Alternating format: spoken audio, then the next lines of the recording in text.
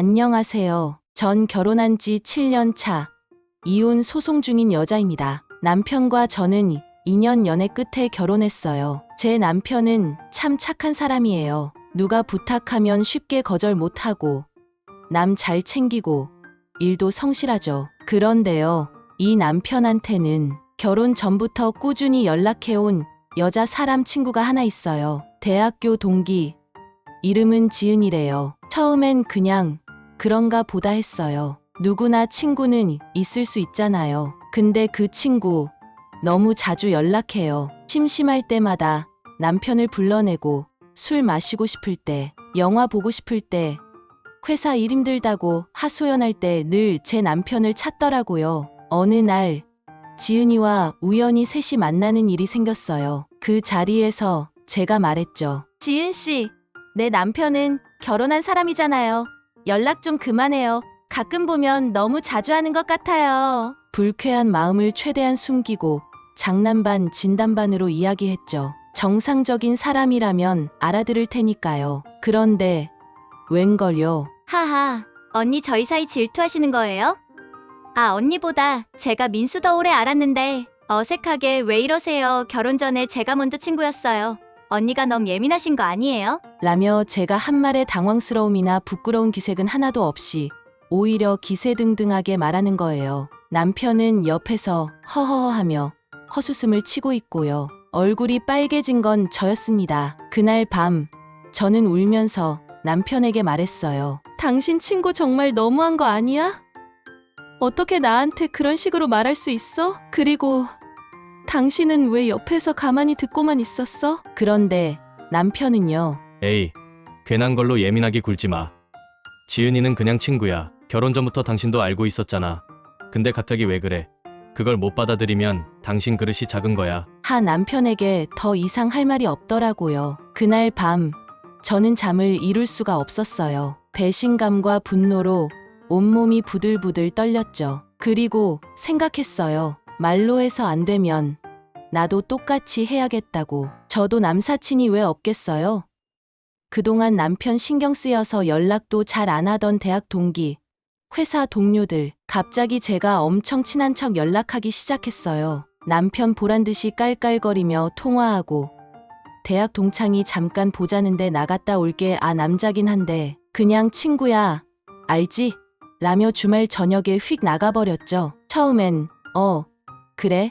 하던 남편 얼굴이 점점 굳어지는 게 보이더라고요. 제가 자신의 행동을 거울처럼 비추자 당황하며 불쾌감을 드러냈습니다. 제 전화 상대가 누군지 캐묻고 누구와 만나는지 은근히 통제하려 들기 시작했죠. 하지만 웃긴 건 본인은 지은이와의 관계를 정리하지 않았어요. 오히려 둘의 연락은 더 조심스러워지고 은밀해진 느낌이었습니다. 그때 깨달았어야 했습니다. 그 둘은 그저 제 눈을 피하고 있을 뿐이라는 것을요. 그러던 어느 날 말하더군요. 여자 동창이 온라인 쇼핑몰을 하려고 하는데 자기가 좀 도와주기로 했다고요. 남편이 IT 관련 일을 하니까 처음엔 그냥 컴퓨터 좀 봐주는 줄 알았어요. 물론 그것도 싫었지만 제가 말린다고 안 할 사람도 아니었고요. 그런데 저녁마다 쇼핑몰 관리 화면 들여다보고 SNS 광고 타겟 정하고 상품 패키징 포장지 고르고 택배 보내는 법까지 알려주고 밤 10시 넘어도 일 못 끝냈다고 컴퓨터 앞에 앉아있는 남편. 가정은 점점 더 등지고 그 온라인 쇼핑몰인지 뭔지 하는 일에만 매달리더군요. 엄연히 따지면 본인 일도 아니고 남의 일인데 말이에요. 어느 날은 집까지 와서 택배 박스 포장 공간이 필요하다며 거실에서 같이 작업을 하고 있더군요. 제가 외출했다 들어온 날 둘이 테이블에 앉아 쇼핑몰 매출 보고서를 보고 있던 일도 있고요. 집에 올 때마다 생글생글 웃으며 언니 하는 지은이에게 저는 또 아무 소리 못하고 소가리만 했습니다. 그렇게 1년 정도 지난 것 같습니다. 자세히는 모르지만 돈벌이가 좀 되는 것 같더군요. 지은이도 남편도 돈 씀씀이가 헤퍼졌거든요. 뭐 나랑은 크게 상관없는 일이었지요. 직접 동거를 하는 것은 아니지만 한 지붕 세 가족처럼 저와 남편 그리고 지은이와의 찝찝한 관계가 이어지고 있었습니다. 그런데 정말 황당한 사실을 알게 되었는데요. 우연히 식탁 위에 올려져 있던 사업자 등록증을 보게 되었는데 지은이가 한다는 그 쇼핑몰 사업자 등록증에 떡하니 남편 이름이 써져 있는 게 아니겠어요. 보니까 그 쇼핑몰 남편 명의로 되어 있던 것입니다. 황당한 전 남편에게 따져 물었고 남편은 아주 당당하게 말하더군요. 지은이는 신용 점수가 낮아서 사업자 대출이 어렵대. 그래서 내가 도와주는 거야. 그냥 이름만 빌려준 거야. 라며 아무렇지도 않게 이야기하더라고요. 지금까지 별 상관 안 했으니 앞으로도 상관하지 말란 식으로요. 도대체 누가 아내고 친구인지 알 수가 없었습니다. 그저 이름만 빌려준 거라는 남편의 말을 곧이곧대로 믿을 수는 없었지만 더 이상 싸우기도 지쳐 일단은 넘어갔습니다. 하지만 마음속 불씨는 활화산처럼 들끓고 있었죠. 그렇게 몇 주가 흘렀을까요? 폭풍전야처럼 조용하던 어느 날 저녁, 남편이 잔뜩 심각한 얼굴로 저에게 다가왔습니다. 평소와 다른 분위기에 저도 모르게 긴장했죠. 저기, 여보, 할 말이 있는데 뭔데? 지은이 쇼핑몰 말이야. 이번에 물건을 좀 대량으로 들여와야 하는데 자금이 조금 부족한가 봐.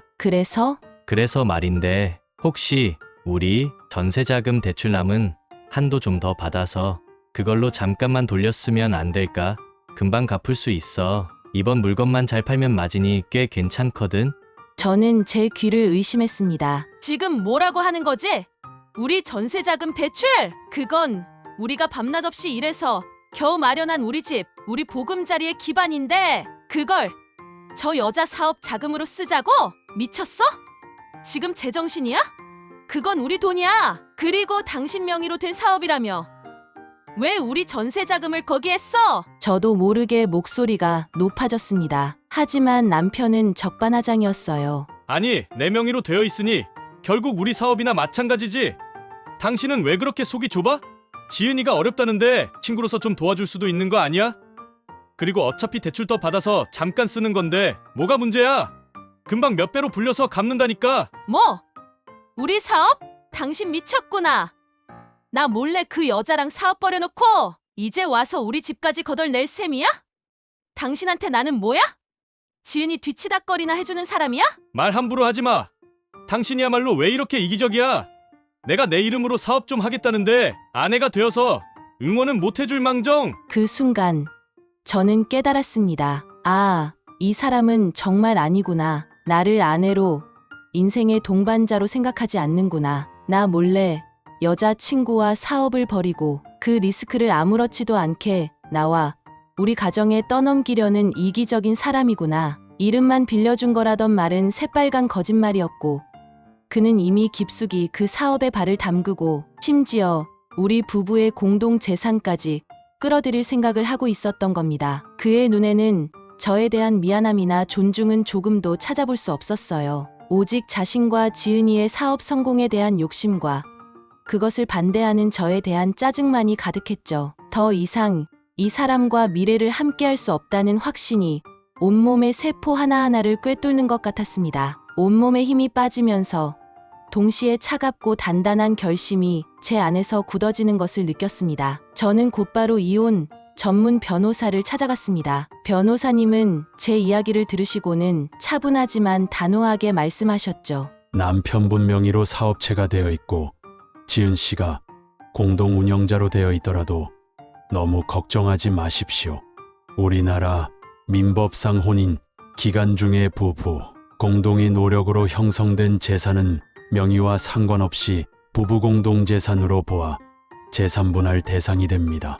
중요한 것은 해당 사업체의 설립 시점, 자금 출처, 그리고 혼인 기간 동안의 사업 확장 및 수익 발생 사실을 입증하는 것입니다.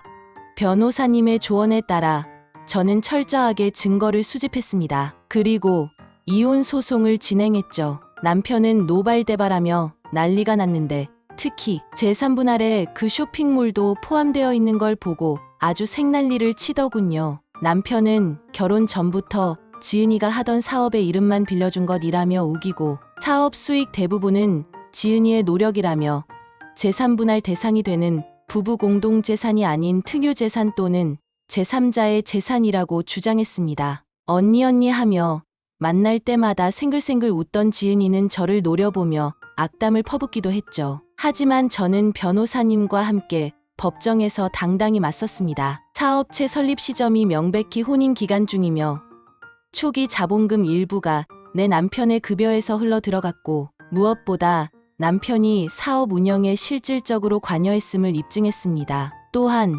제가 비록 사업에 직접 참여하지 않았더라도 가사를 전담하고 안정적인 가정 환경을 제공함으로써 사업에 몰두할 수 있도록 한 간접적인 기여도가 명백히 인정되어야 한다고 강력히 주장했습니다. 우리 법원이 전업주부나 가사 노동의 가치를 인정하는 중요한 판례들의 근거한 주장이었습니다. 치열한 법정 공방 끝에 법원은 마침내 제 손을 들어주었습니다. 법원은 해당 사업체 자산을 명백한 부부 공동 재산으로 인정했으며 저의 기여도를 상당 부분 인정하여 재산의 절반에 해당하는 금액을 분할하라는 판결을 내렸습니다. 판결문을 듣는 순간 법정에서 하얗게 질려가던 남편과 지은이의 얼굴을 보며 저는 비로소 길고 어두웠던 터널의 끝에 다다랐음을 느꼈습니다. 사실 돈이 중요한 게 아니었습니다. 제 인생과 믿음을 짓밟은 것에 대한 정당한 대가를 받아낸 것, 그리고 법의 이름으로 그들의 추악한 배신을 단죄했다는 사실 자체가 제게는 무엇과도 바꿀 수 없는 승리였습니다.